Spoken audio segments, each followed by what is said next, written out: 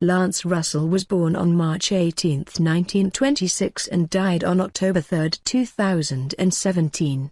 He was a professional wrestling announcer and commentator in the Memphis region from 1959 to 1997. He was particularly in NWA Mid-America and its descendant as the dominant promotion in Memphis, the Continental Wrestling Association. He is best remembered for a relaxed style, which relied upon sharply or dramatically worded statements during heated moments as opposed to the screaming and shouting preferred by other wrestling commentators, and for his 2-decade-plus on-air association with Dave Brown, a college student and disc jockey when the two first teamed in 1967, and later a top weather forecaster on Memphis television for decades. In addition, Russell enjoyed a long career in the television industry in West Tennessee, at stations WDXI, Jackson, WHBQ and WMC, Memphis, mostly as a programming executive. Russell was in a very real sense the central figure of championship wrestling for several decades. However, while Russell definitely became a star of sorts due to the job, he never found himself in the position of being a bigger star than the wrestlers he worked with, unlike other wrestling announcers who were based in mid-sized and smaller markets such as Danny Williams and Ed Whalen. This is in no small part due to the strong talent pool he worked with over the years, such as Lou Thesz, Jackie Fargo, Jerry Lawler and Jimmy Hart. Russell's banter with Lawler, Bill Dundee and Dutch Mantle extended many years, and covered these individuals' frequent turns between heel and babyface. Russell would get up from his chair to conduct interviews, walking around to the front of the desk, standing shoulder to shoulder with the wrestlers, and using exaggerated facial expressions during the conversation. These interviews were often the highlight of the Saturday morning television broadcast, taping.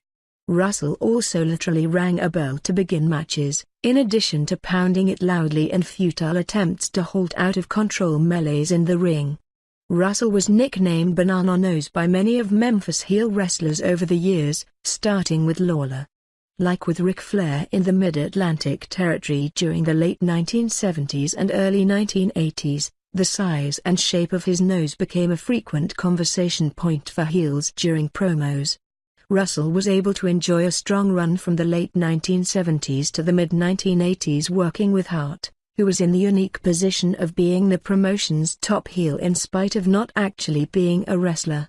Hart recorded the song Lance Russell's Nose in 1983. Russell also used the mic to chastise and exhort wrestlers as matches occurred. Particularly brutal attacks solicited dismay and disgust from Russell. He often encouraged other wrestlers to run in from the locker room and offer assistance. An episode from 1981 found Russell being attacked by the Dream Machine after airing a less than flattering music video of him. In a 1985 episode, Russell had a bag of flour dumped on him by Jimmy Hart, which led to Hart being suspended. Another angle from 1988, where Curt Hennig attacked a Memphis businessman who had shown his support for Lawler, who at the time had just won the AWA World Championship from Hennig, saw Russell physically inserted into the action, mainly in attempting to separate the two. Other physical attacks and angry verbal confrontations remain either well viewed or remembered. Russell has also, even to this day, been humorously identified with Baxter suits. This originally stemmed from a Car 1977 promo with the heel Lawler, which became more widely known when it was included in a 1980s VHS compilation of classic Memphis wrestling, and later disseminated more widely from there via the internet. In the promo, Lawler explained to Brown that Russell's absence from the program that day was due to a death in the family. His Baxter suit died. It shinned itself to death. Did you know that? In addition, he has been known for various one-liners, such as "Don't start with that smart stuff, what in the Sam Hill is that? And will you guys just stop and get out of here?"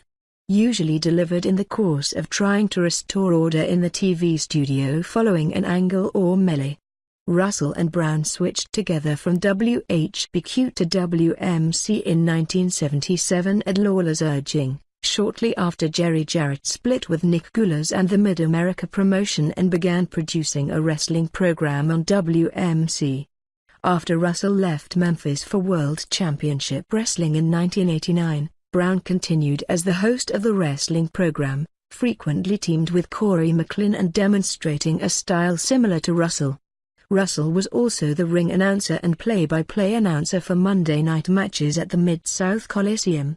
The 90-minute live program in Memphis was edited for syndication to the rest of the territory, such as Nashville, Louisville, Lexington and Evansville.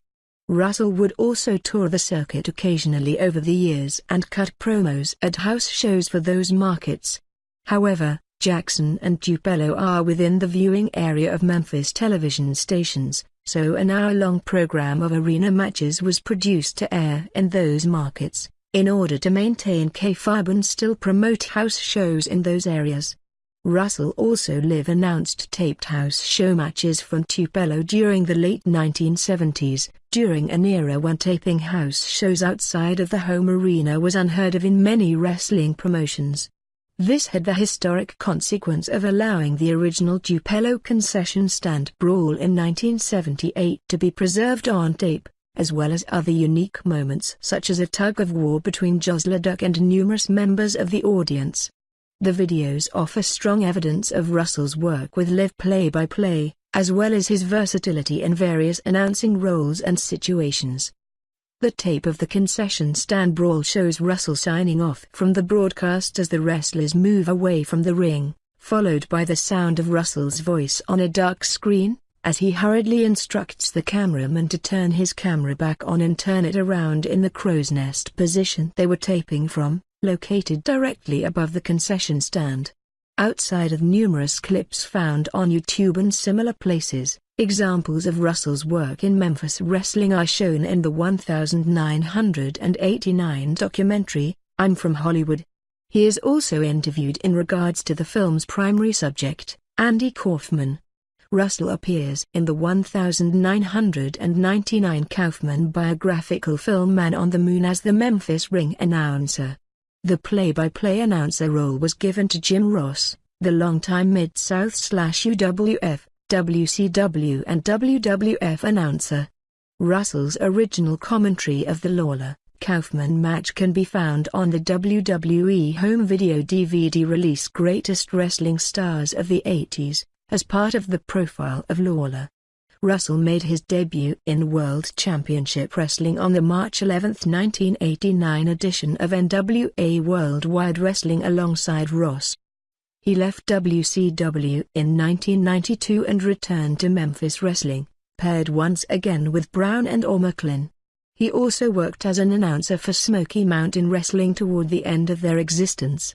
He went into semi-retirement in 1997. He had been living in retirement in Florida and made appearances at wrestling conventions. Russell was married for 67 years to his wife Audrey until her death on June 28, 2014. On September 29, 2017, Russell's daughter died of cancer. That same day, he fell and broke a hip. He died at age 91 years